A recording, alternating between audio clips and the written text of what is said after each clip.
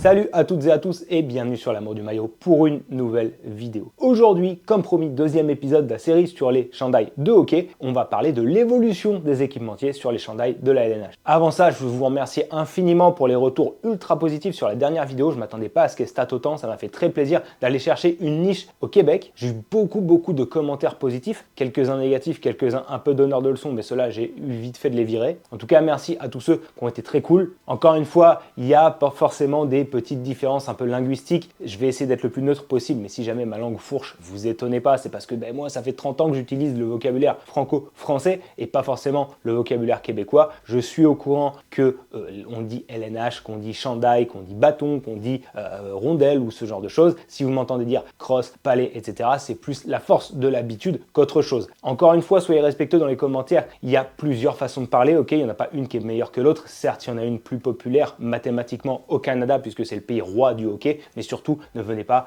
penser que si on dit comme ceci en France, c'est parce qu'on se croit supérieur ou tout simplement parce qu'on manque de culture hockey. C'est juste que en France, il y a plusieurs formes de hockey qui sont jouées plus ou moins à part égale, que ce soit le roller hockey, le hockey sur gazon, le hockey sur glace, et donc forcément nous on a l'habitude de préciser. C'est pour ça, je vous en prie, soyez respectueux dans les commentaires, comprenez aussi que c'est plus par habitude qu'autre chose. Je sais comment vous dites à Québec en général puisque je regarde les replays du Canadien en québécois, mais en tout cas voilà, c'est super cool. Merci à tous, ça a été vraiment top d'échanger avec vous. Je vais même citer quelques-uns de vos commentaires dans cette prochaine vidéo puisque j'ai appris 2-3 trucs. Alors évidemment, la classique, avant de commencer, on s'abonne, on met le petit pouce, ça fait super plaisir. Vraiment, ça m'a rapporté énormément d'abonnés et énormément de visibilité les dernières vidéos, donc c'est vraiment très sympa. Et comme d'habitude, pour ceux qui n'ont pas l'habitude, déjà bienvenue, je vais vous présenter 2 chandails de ma collection avant d'attaquer la vidéo. Et aujourd'hui, autant vous dire que je vous respecte puisque je vous présentais 2 chandails du Canadien, certainement les plus beaux pour l'instant de ma collection. Il y a déjà ce maillot signé par Piquet Subban, donc avec la dédicace, vraiment trop bien. Le petit certificat, alors pour l'anecdote, j'avais vu l'annonce,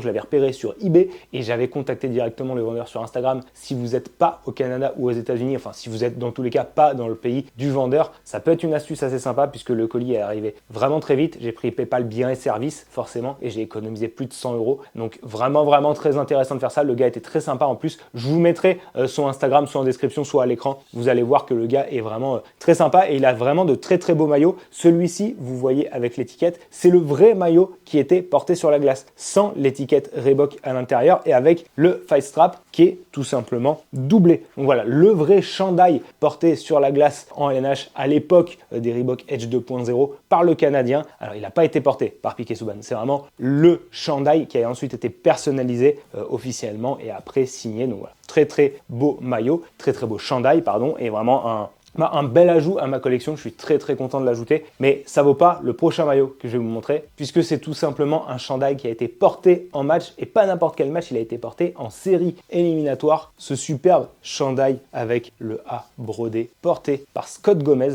il a été porté lors des finales d'association en 2009-2010. Vous voyez tous les détails, je vous mets ça à l'écran avec les numéros qui sont brodés en ce qu'on appelle le reverse kiss cut, donc qui est une méthode de broderie qui vient apporter du relief. Le tissu Edge 2.0 sur la plaque du nom qui est très dur à trouver aujourd'hui, à sourcer, ce qui est très compliqué. Donc c'est pour ça aussi que personnaliser les chandails comme ça de nos jours, c'est de plus en plus dur, surtout de cette génération-là. Toutes les marques sur le chandail avec vraiment les marques de rondelles, voilà, les accros et donc j'ai le certificat dans ma collection avec le petit hologramme ici qui est repris sur le certificat pour prouver que c'est vraiment un chandail qui a été porté en série. Donc voilà, très beau maillot. Ça a été le tout premier chandail porté en match de ma collection, je crois même avant ceux de l'équipe de France. Je suis trop content de l'avoir. C'était un chandail que je m'étais offert il y a très longtemps, à l'époque où ça coûtait pas si cher que ça. Je pense qu'en euros, j'avais dû payer à peu près 400 en voie compris, mais bon, c'était tout ça en 2013 ou 2014, si je dis pas de bêtises. Peut-être même avant, ça a été vraiment la toute première paye que j'ai eue. J'ai voulu me faire plaisir et je l'avais acheté sur un groupe Facebook dans lequel je suis toujours d'ailleurs. C'est une fille qui me l'avait vendu, il était très cool. Je pense qu'aujourd'hui, honnêtement, un chandail pareil, ça part pour au moins le double double du prix. Donc, je suis très content d'avoir ajouté ce chandail à ma collection. J'ai d'ailleurs appris grâce à un abonné sous la dernière vidéo qu'il y avait un tel lien un peu sacré au Québec avec le chandail du Canadien qu'il était surnommé la Sainte Flanelle. Alors je sais pas si c'est quelque chose de très populaire ou si c'est vraiment parmi les puristes. En tout cas, je trouve que le surnom est vraiment ouf. Allez, fini de parler de mes chandails, on parle de l'histoire des chandails dans la LNH. Aujourd'hui, les chandails en LNH sont tous faits par le même équipementier, en l'occurrence Fanatics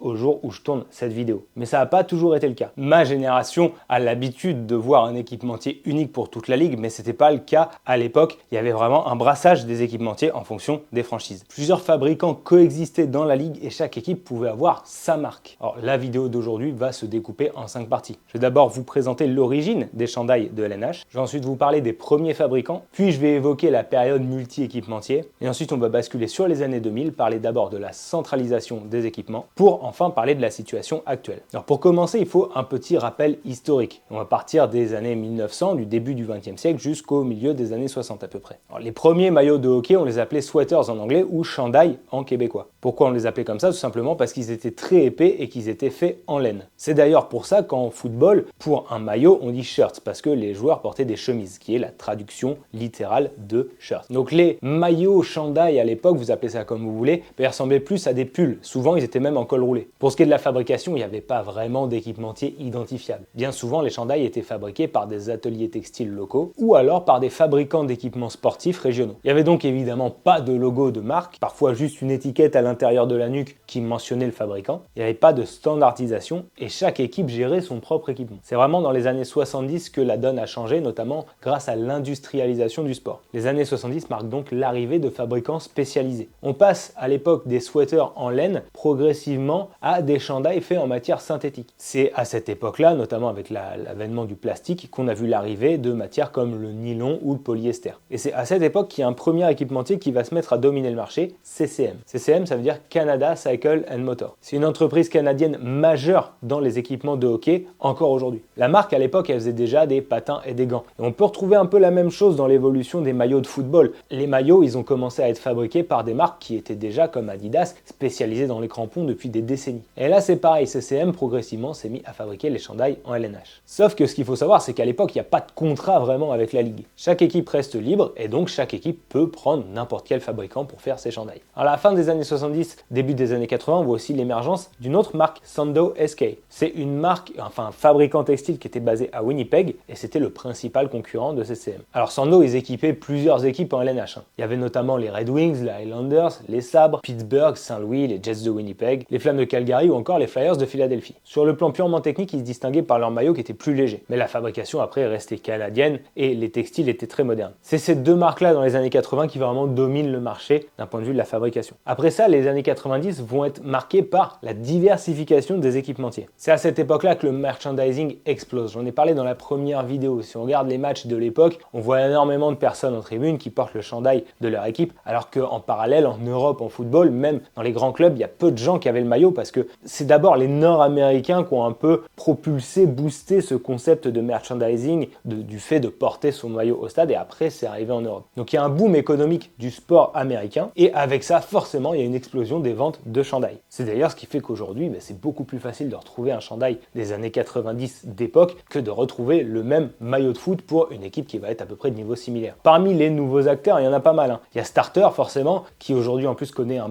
bon revival avec toute la mode du rétro, etc. Nike forcément, Pro Player aussi ou encore la marque Bauer. Alors Starter à l'époque est déjà très présent dans le merchandising et sont très populaires dans le sport US, dans les autres sports notamment. Nike avait fait sa petite tentative d'entrer dans le monde du hockey, surtout dans la seconde moitié des années 90 où ils avaient produit pas mal de maillots. Pro Player aussi avait tenté de fournir quelques équipes, et ça c'était surtout au début des années 2000. Et Bauer s'est sporadiquement lancé aussi dans la fabrication de maillots, même si eux ils étaient plus spécialisés sur les bâtons et les patins. La situation et la telle multiplication des équipementiers est devenue un petit peu compliquée à gérer pour la LNH. Je pense surtout que la ligue elle y voyait un gros manque à gagner d'un point de vue financier. Et du coup c'est dans les années 2000, au début des années 2000, que la centralisation est vraiment apparue. La LNH a signé un contrat avec The Hockey Company et les principales marques utilisées pour les chandails c'était CCM et Co. L'objectif il était simple et il était triple. Il fallait simplifier la production, il fallait standardiser les chandails et il fallait rendre le merchandising plus efficace. C'est là qu'on entre dans l'ère moderne qui est caractérisée par l'arrivée d'un équipementier qui va tout changer, Reebok. Alors Reebok a racheté The Hockey Company à l'époque, en 2005 je crois. D'ailleurs, l'usine de The Hockey Company, j'ai appris par un abonné dernièrement, enfin par plusieurs abonnés dans la dernière vidéo en commentaire, qu'elle est à Saint-Hyacinthe au Québec. Ça, c'est quelque chose qui est très important à retenir et c'est un détail que je trouve très cool parce que ça veut dire que même si une marque change, qu'elle arrive et qu'elle rachète tout, ce qui est cool, c'est qu'elle prend les employés avec. Alors ça, c'est pour tout ce qui est fabriqué au Canada. Réplica et maillots de match à l'époque, mais aussi aujourd'hui, surtout les chandails de match, sachant que les réplicas sont exportés en Indonésie. Donc sa première année, en 2006-2007, Reebok, il garde en LNH le tissu que vous voyez sur moi, le tissu qui avait été popularisé par CCM, le tissu Airknit,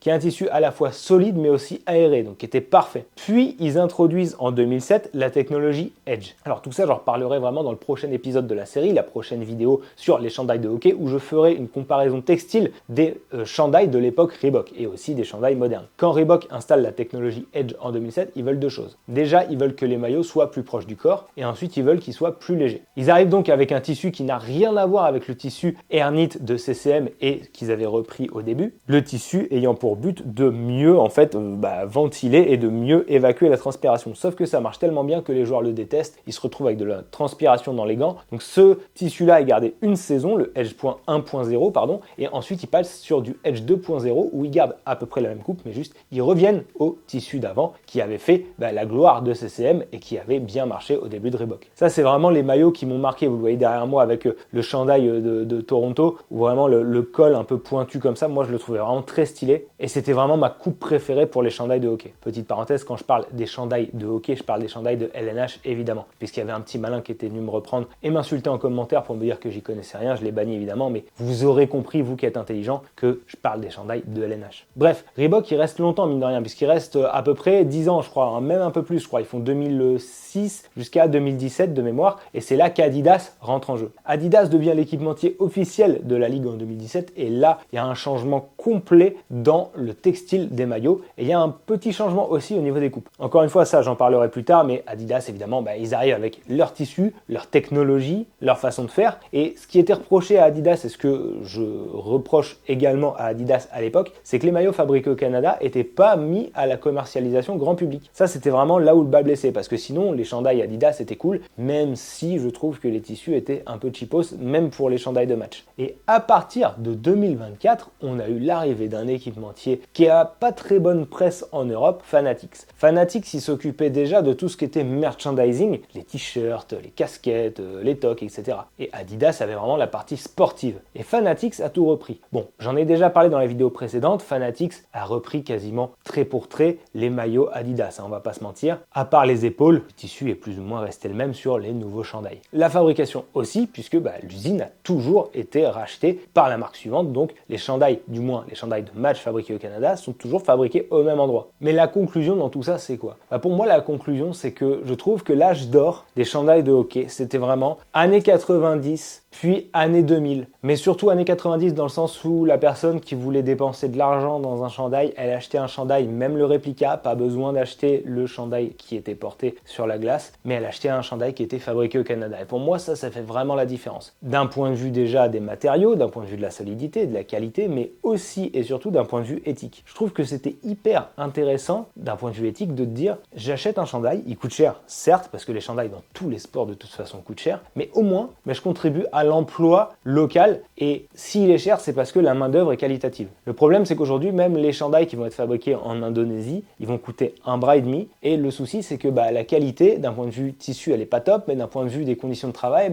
on sait pas trop non plus quoi. D'un point de vue du style, par contre, j'ai évidemment préféré les années 2000, j'en ai parlé, les chandails Reebok, j'aimais vraiment beaucoup la coupe, je trouve qu'ils étaient très très stylés. Alors par exemple, sur moi, j'ai le chandail du Canadien qui a un peu changé de style en 2015, voilà, ils ont décidé de mettre un col rétro à lacet, mais il y a des franchises qui ont gardé le même chandail du début à la fin de l'ère Reebok. Ce qui était très cool aussi, du coup, on a déjà parlé, c'est que la personne qui achète son chandail, au moins elle le garde des années, ça c'est chouette. Mais ce que j'aime par-dessus tout avec ça, c'est que le changement d'équipementier et l'évolution progressive déjà est facile à retracer et est facile pour nous à lire, mais surtout elle reflète l'évolution du sport et du merchandising. J'en avais déjà parlé dans une vieille vidéo en football, alors ce que j'appelle football, c'est le soccer en Amérique du Nord, mais en football, les maillots, il y a vraiment une vraie rupture à l'année 2002, avec la Coupe du Monde, Corée-Japon, une arrivée vraiment de maillots futuristes, puis ensuite, il y a eu une arrivée massive de maillots moulants, mais vraiment, c'est des choses qui sont très marquées, en fait, c'est des choses que sur une année, il y a vraiment eu des bascules, alors que je trouve qu'en hockey, ce qui est chouette, c'est que déjà, c'est un sport qui est plus traditionnaliste et les changements sont pas forcément bien vus, mais surtout, ça s'est fait progressivement, et c'est vraiment une évolution cool à suivre, et une évolution qui ne perd pas les gens, ce qui fait que le fan de hockey d'il y a 20, 30, 40 ans peut encore s'y retrouver, alors que la personne qui était fan de football dans les années 90 par exemple, aujourd'hui peut se retrouver perdu, avoir des maillots de toutes les couleurs, des maillots stretch. Et je parle pas forcément des pubs en elles-mêmes, mais peut-être que les maillots de sélection vont pas leur plaire parce que ils sont trop loin de ce que c'est censé être un maillot de sélection, c'est-à-dire représenter le pays. Je tourne cette vidéo au lendemain de l'annonce du nouveau maillot de l'équipe de France de football pour la Coupe du Monde de la FIFA qui se passera en Amérique du Nord justement. Et bon, il faut avouer que les deux maillots, on les aime pas, peu importe, mais ils sont peut-être trop modernes pour une certaine génération de fans. Alors que même si les chandails de hockey ont évolué, l'ancienne génération peut encore s'y accrocher. Voilà, c'est tout pour moi aujourd'hui. J'espère que ça vous a plu. J'espère que ce résumé relativement concis vous a plu. Si vous avez des choses à ajouter en commentaire, n'hésitez pas. La dernière fois, ça m'avait beaucoup plu, toujours dans le respect. D'ailleurs, je fais une petite parenthèse linguistique. Désolé si j'ai mélangé maillot et chandail. Mais si jamais vous apportez quelque chose à la vidéo, ne le faites pas sous un ton condescendant, je vous en supplie. J'ai masqué des commentaires de personnes qui venaient faire la police de la langue ou qui venaient critiquer ceci ou cela, soi-disant les gens n'y connaissaient rien. C'était assez pénible. Donc n'hésitez pas à m'apporter des choses parce que si vous êtes basé au Québec ou même si vous êtes canadien francophone d'ailleurs, vous allez peut-être avoir des choses que moi je ne connais pas de mon point de vue français, donc c'est toujours intéressant à savoir. Mais j'insiste, s'il vous plaît, faites-le de façon pédagogue et intelligente. Je compte sur vous en tout cas, merci encore. Pensez encore une fois à vous abonner à la chaîne, c'est très important pour la faire grandir. Peut-être qu'en 2026, on arrivera à passer les 10 000 abonnés. Pensez à booster la vidéo si vous êtes sur mobile aussi, c'est très important. Et moi je vous retrouve très vite pour une prochaine vidéo. Ciao!